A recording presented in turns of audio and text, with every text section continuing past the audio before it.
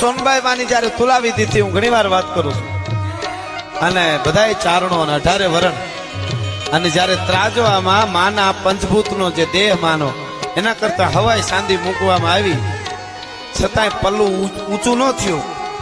ચારણો મૂંઝાણા કે હવે શું થવાનું છે. ભગત બાપુ બધા ચિંતામાં પડી ગયા, અને ત્યારે હોનબાઈ માં કીધું ફૂલ મૂકો.